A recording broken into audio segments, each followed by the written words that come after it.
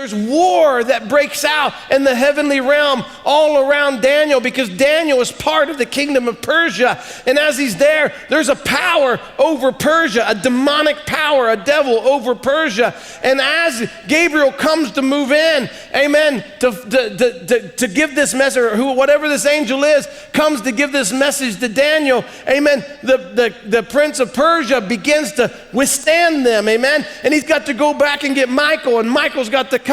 And you say, what in the world is going on? What are they fighting over? They're fighting because one of God's agents on the ark started praying. And when he started praying, look what happened all around Persia.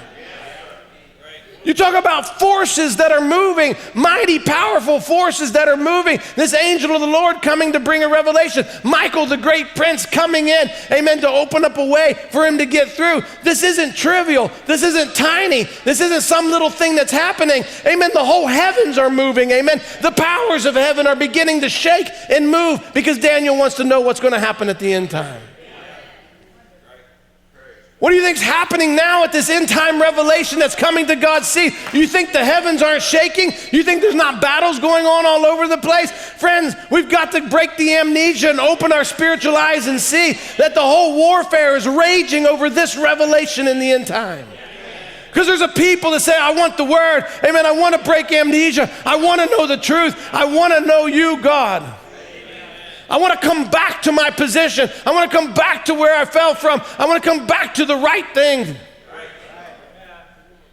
And you think that kind of end-time bride, God, his heart purpose was to have a bride of his own choosing.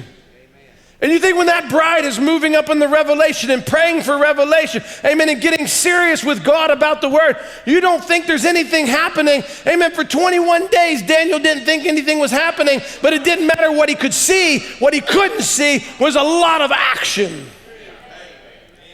And we think sometimes we're moving along as the bride, having a service, having another service, reading a book, listening to a tape, praying for God to open our eyes, to give us revelation, to help me understand what the prophet said here. Oh, if you just get serious about that, I guarantee there's something going on all around you that you can't see.